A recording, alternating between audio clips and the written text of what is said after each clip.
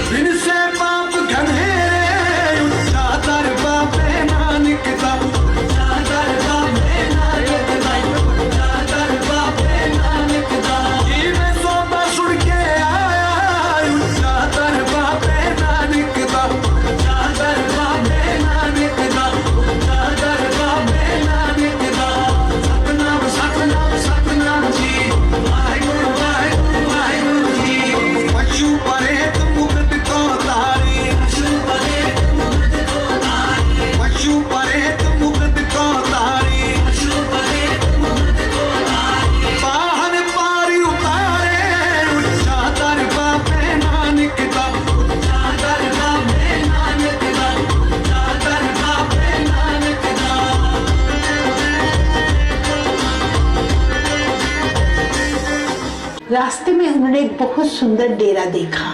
यह डेरा सज्जन नामक व्यक्ति ने राहगीरों के विश्राम के लिए बनाया था। वास्तव में वह बड़ा कुकर्मी था। जो भी उसके डेरे पर एक रात ठहरने आता तो वे उसको भोजन खिलाकर उसकी सेवा करते और रात को जब वे सोने चले जाते उनका सारा सामान लूट लेता। पर अंतर्यामी गुरुजी उस सज्जन के बारे में जानते थे।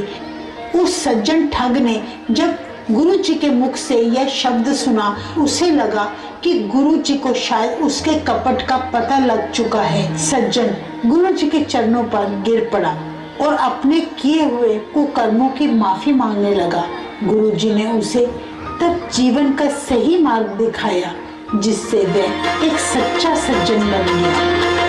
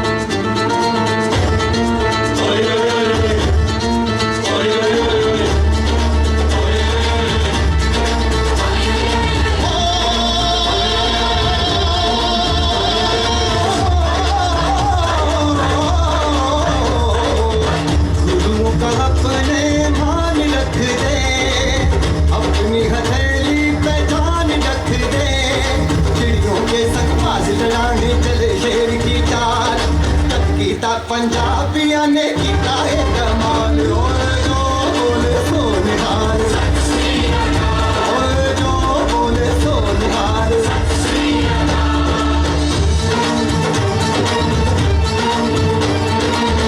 गुरुओं का अपने मान रख दे, अपनी हथेली पे जान रख दे। चिड़ियों के संग बाज लड़ाई चले शेर की चाल। पंजाबिया ने किया है